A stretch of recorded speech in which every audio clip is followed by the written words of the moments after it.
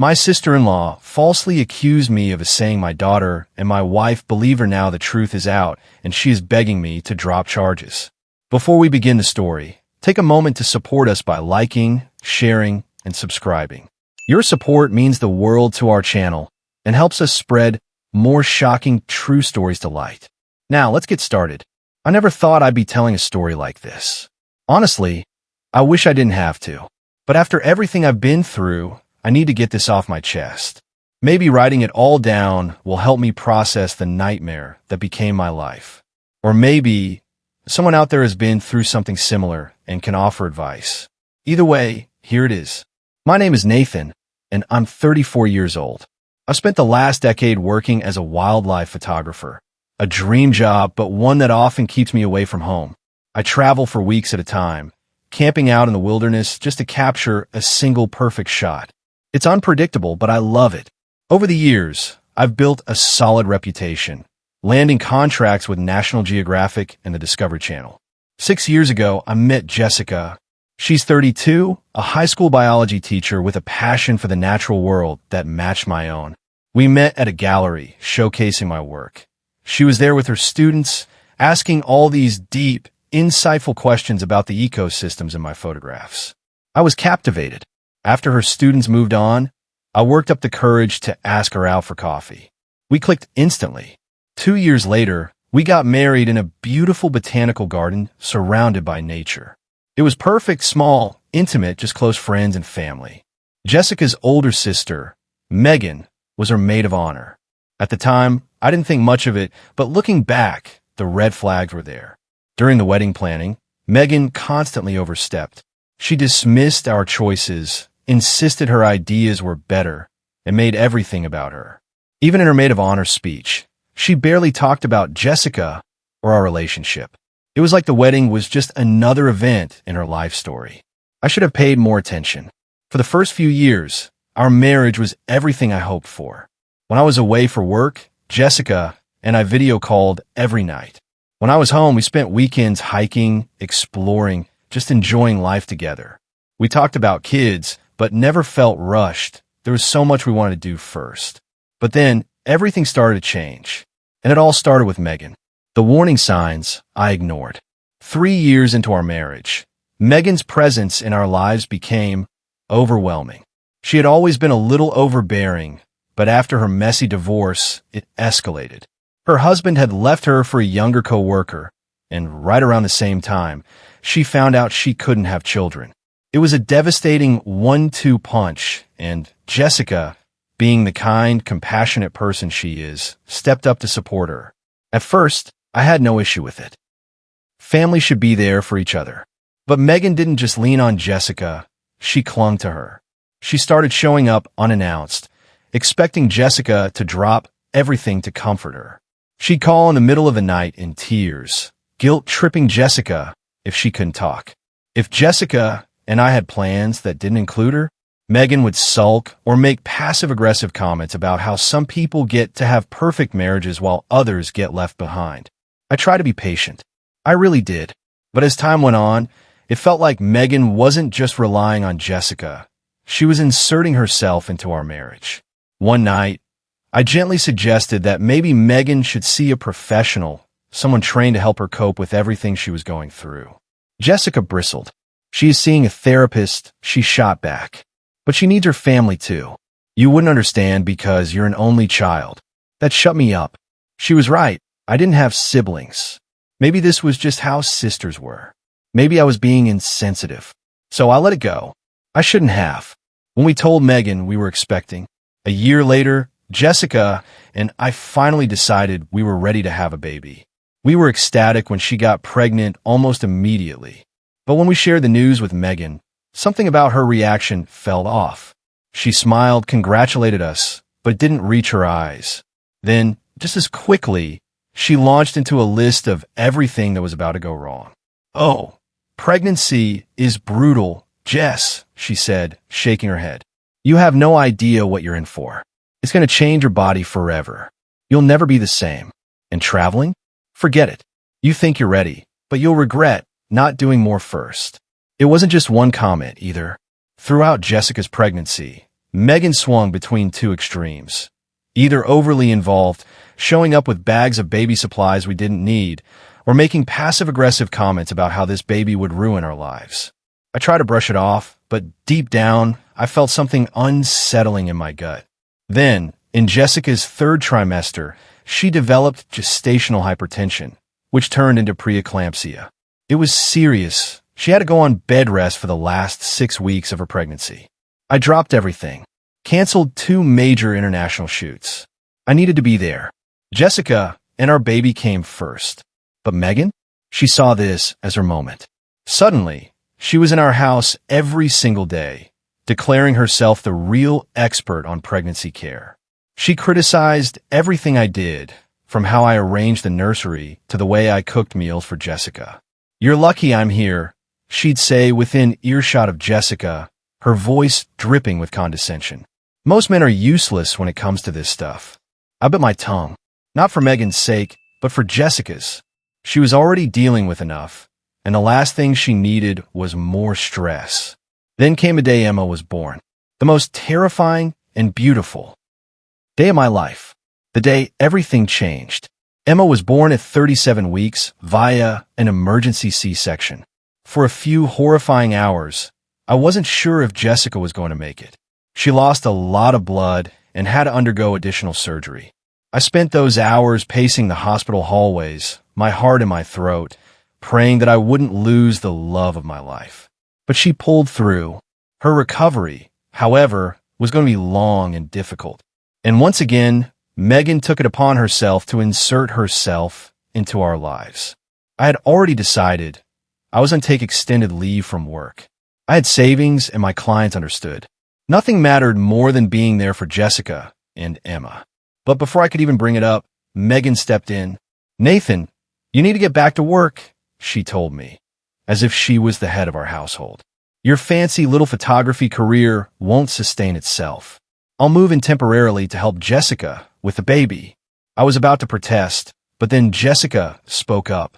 "It makes sense, Nathan," she said tiredly. "You shouldn't put your career on hold indefinitely. Megan knows what she's doing. She works with kids all the time. She can be here full-time." I hesitated. Megan was a social worker specializing in child welfare. On paper, she was more than qualified to help. But something about this arrangement uneasy. Still, I didn't want to stress Jessica out, so I reluctantly agreed, though I kept my work local. No long trips, no weeks away. I wanted to be home as much as possible. Megan moved into our guest room, and from that moment on, I felt like a stranger in my own home. The accusation that shattered my life. 4 months later, I had my first multi-day assignment since Emma was born, a 3-day shoot at Yellowstone. Jessica insisted I take it. "We need the income," she reminded me. "Megan's here to help. We'll be fine." So I went. But when I called Jessica at night, something about her voice seemed off. Distant. Distracted. I chalked it up to exhaustion.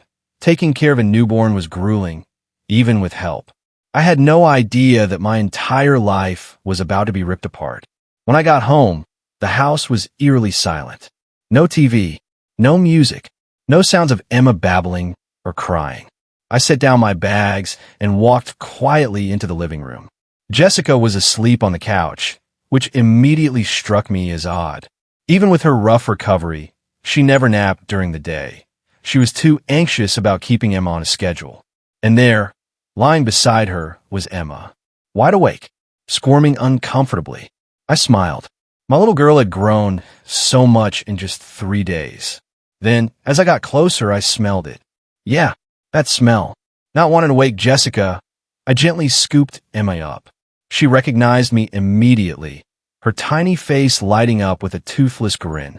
"Hey, princess," I whispered, holding her close. "Let's get you changed." I carried her to the nursery, breathing in her sweet baby scent, mixed with the less pleasant diaper odor. Laying her down on the changing table, I grabbed some wipes and a fresh diaper. I had just unfastened her soiled diaper when I heard footsteps behind me. I turned, expecting to see Jessica. But it wasn't Jessica, it was Megan, and the look on her face sent a chill down my spine. Megan stood in the doorway, her entire body rigid, her eyes burning with an intensity one had never seen before. For a moment, she just stared at me. Then, in a voice filled with pure venom, she hissed, "What the hell do you think you're doing?" I blinked, caught off guard by the sheer hostility in her tone. "I'm changing Emma's diaper." My voice came out more confused than anything else. But Megan's expression only darkened. "Step away from her." Now, my stomach dropped. "Megan, what are you talking about?" She took a step forward, her hands clenched into fists. "I saw what you were doing." Her words didn't make sense. "Saw what?" "I was changing my daughter's diaper, nothing more." Then, in the blink of an eye, Megan lunged at me. Before I could react, she was clawing at my arms, trying to yank me away from the changing table. Her nails raked across my skin as she screamed, "Get away from her, you disgusting pervert." For a split second, I froze, completely blindsided.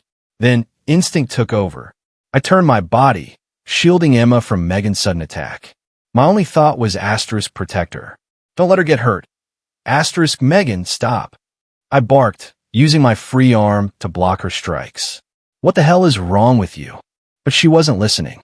She was hysterical, shrieking like a woman possessed. "I caught you. I caught you. I knew it. I'm not letting you hurt her." That's when Jessica came running. #, my wife's unforgivable betrayal. Jessica skidded to a stop in the nursery doorway, her eyes wide with panic. She took in the scene, me standing over Emma, Megan clawing at me, screaming accusations, and she froze. I turned to her, desperate. "Jessica, tell her to stop. She's lost her damn mind." But Megan spun around, her expression flipping in an instant. Tears streamed down her face as she gasped out, "I caught him, Jess. I saw it with my own eyes. He was touching Emma inappropriately." Silence. A silence so heavy it crushed the air from my lungs. My vision swam. My ears rang. I felt like the ground had been ripped out from under me. No. That wasn't just a lie. That was a weapon. A nuclear bomb detonating in my life. I turned to Jessica, my heart hammering in my chest. "Jessica, you know that's not true." Jessica's face was ashen. Her lips parted, then closed. Then in a voice so weak it barely came out, she whispered, "Get out." It felt like my heart stopped beating. "What?" Jessica clutched Emma to her chest and took a step back, * away from me. * Jessica, I begged, my voice cracking. "You know I would never." "Get out," she screamed, her whole body shaking. Megan stood beside her, an arm around her shoulders, comforting her. But her eyes were locked on me, and in them I saw it. Satisfaction. She had planned this. My hands were trembling as I took a step forward. "Jessica, please. Just think for a second." Megan cut me off. "Call the police." Jessica flinched. "Megan, call the police, Jessica." And Jessica, she did. #, they took me away in handcuffs. I stood there, helpless, as Megan dialed 911 with sickening calm. She spoke clearly, giving the dispatcher our address, her voice steady as she reported, *, I just witnessed my brother-in-law molesting his infant daughter. Please send officers immediately. *, I couldn't believe it. I turned back to Jessica, desperate, pleading. "Jessica, look at me. Look at me." Her lips trembled, but she wouldn't meet my eyes. "Jessica," I whispered, "you're my wife. You know me. You know I would never." But she just shook her head. And that's when I knew. It didn't matter what I said. Megan had already poisoned her against me. By the time the police arrived, I had stopped fighting. I didn't resist as they grabbed my arms and shoved me against the wall. Didn't react when they snapped the cold metal of handcuffs around my wrists. I was too numb. The only thing I felt was when I turned back to see Emma. Jessica was holding her, clutching her like I was some kind of monster she needed to protect her from.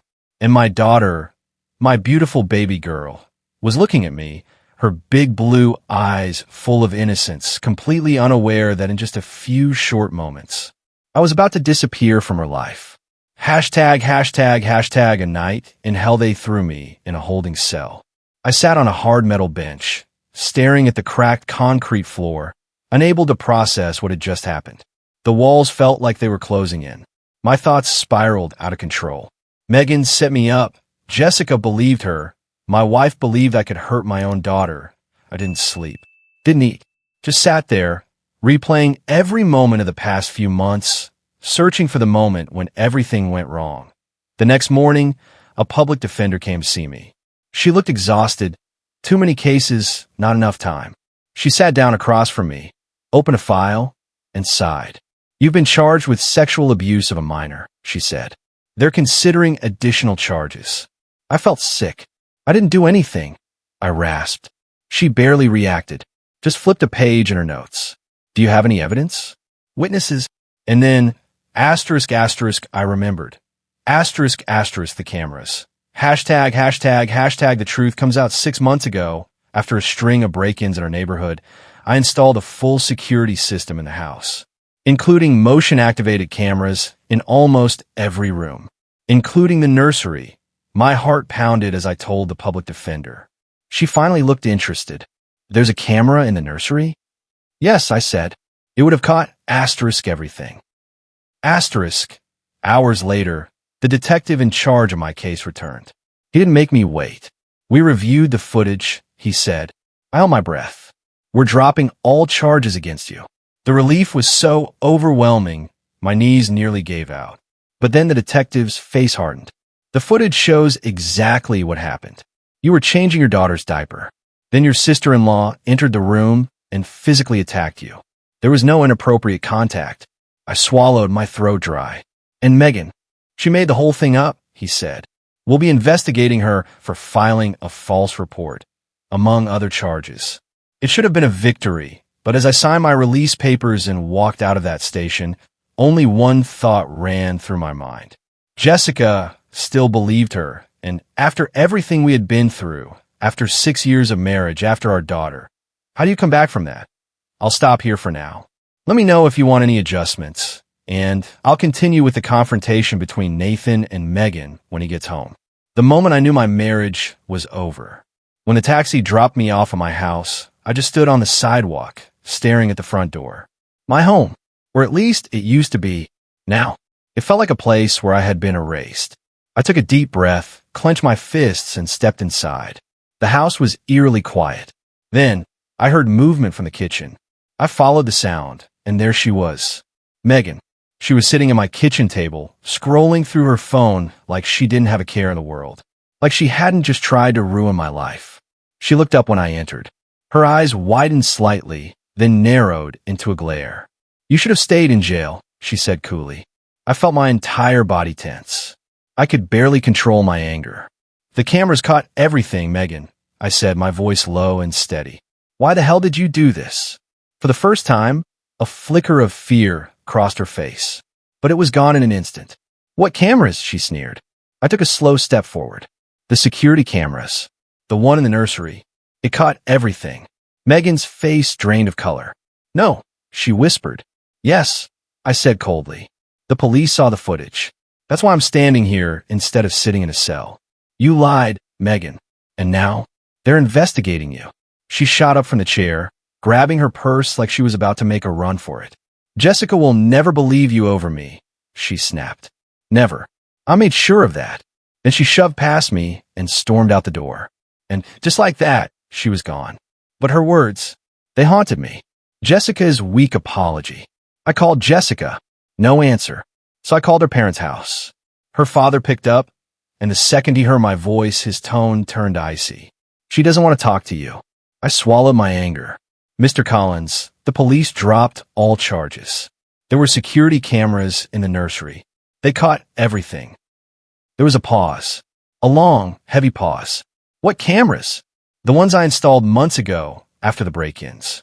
The footage proves I didn't do anything." Megan lied. Another silence. Then, finally a sigh. "I'll tell Jessica you called." He hung up.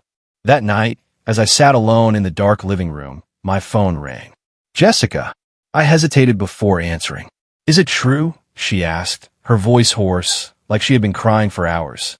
"The cameras?" "Yes," I said. "The police saw everything. I was changing Emma's diaper. That's it. Megan attacked me.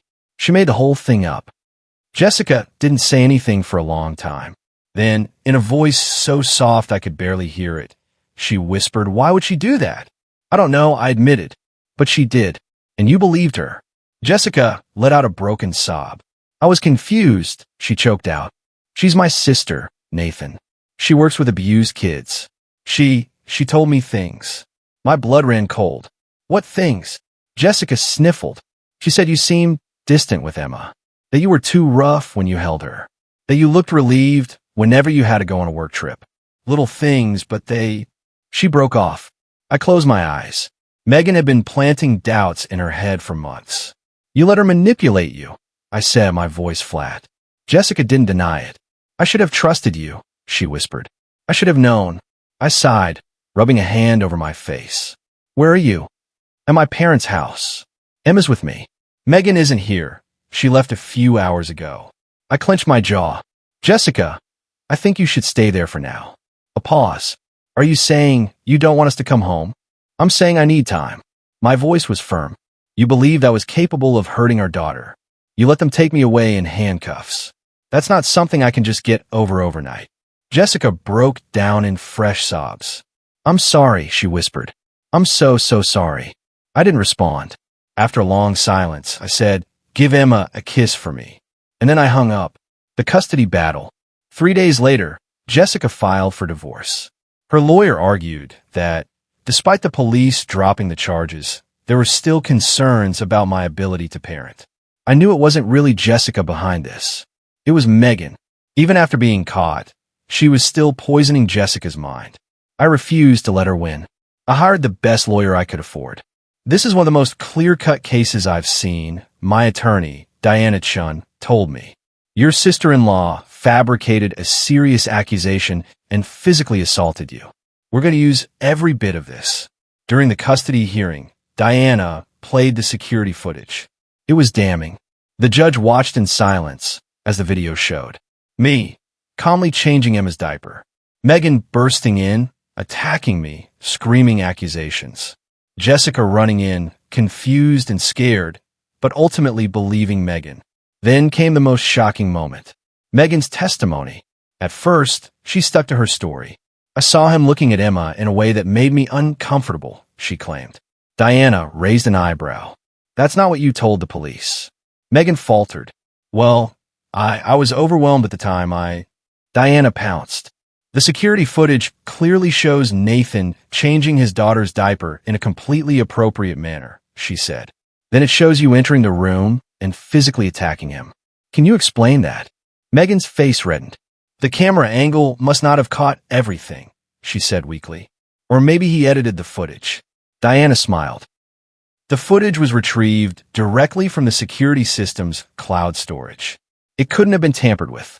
Megan's jaw clenched. Then, in a moment of pure desperation, she snapped. That baby should have been mine. The entire courtroom went dead silent. Even Megan looked shocked at what had just come out of her mouth. Jessica, who had been sitting silently in the back, let out a strangled gasp. The judge leaned forward. Excuse me. Megan's face was red with rage. Jessica doesn't deserve that baby, she shrieked. She doesn't deserve Nathan. I would have been a better wife, a better mother. That family should have been mine. The judge sighed heavily. I think we've heard enough. The final blow. The ruling was swift. I got full custody of Emma. Jessica was granted supervised visitation. A restraining order was placed against Megan. Jessica approached me outside the courtroom, her face pale. Did you hear what she said? She asked softly. I nodded. She's been planning this for a long time. Jessica wiped her eyes. I should have seen it. I should have. She shook her head, looking defeated. I don't think I'll ever forgive myself. I didn't respond. Because the truth was, I didn't think I would ever forgive her either. Megan's downfall begins. 3 months after the custody hearing, I got a call from Jessica's mother, Martha. She and I had always had a decent relationship, unlike her husband, who had always been suspicious of me. But this time, her voice was tight with emotion. Nathan, she said, you need to come over. There's something you should hear. When I arrived at their house, Martha led me to the kitchen. Jessica was there, sitting at the table, her eyes red and swollen from crying. She barely looked up when I entered. Martha placed a hand on Jessica's shoulder. Tell him, she said gently. Jessica took a shaky breath. Then, in a whisper, she said, Megan admitted she lied. I felt the air leave my lungs. I sat down before my legs could give out. She what? Jessica swallowed hard. She told me the truth. She didn't see anything that day. She made it all up. I exhaled slowly, trying to process it. But why? I asked. Jessica finally met my eyes, and the look on her face was pure devastation. She's always been jealous of me, she admitted. Of my marriage. Of Emma. She saw an opportunity to drive a wedge between us, and she took it. My hands clenched into fists. And then I asked the question that had been haunting me for months. Why did you believe her? Jessica broke down in tears again. I was exhausted. Megan had been whispering things to me for weeks. That you seemed distant. That you weren't bonding with Emma. That, her voice broke. That maybe you didn't want to be a father. I sucked in a sharp breath. And there it was. The truth. Megan had poisoned her mind, turned her own fears and insecurities against her. But that didn't change the fact that, in a moment of crisis when it mattered most, Jessica had chosen to believe her, not me. The journal that exposed everything. Then, Martha slid something across the table. A leather-bound notebook. Jessica let out a shaky breath. She left this behind when she moved out, she said. I found it when I was cleaning the guest room. I picked it up, flipping through the pages, and what I saw made my blood run cold. Megan had written everything down. It wasn't just jealousy. It wasn't just a spur-of-the-moment lie. This was a plan. Page after page, she had detailed exactly how she was going to destroy my marriage. Step 1. Make Jessica doubt Nathan's commitment to Emma. Step 2. Suggest that Nathan is too rough with a baby. Step 3. Make her believe he's uncomfortable around Emma. Step 4. Find the right moment to accuse him of something unforgivable. Step 5. Save Jessica and Emma from him. It was all there, in her own handwriting. Jessica wiped her eyes. She even wrote about adjusting my medication. I froze. What? Jessica swallowed hard. I thought I was just out of it because of the surgery, but Megan was messing with my dosage. She wanted me to stay foggy, weak, easier to manipulate.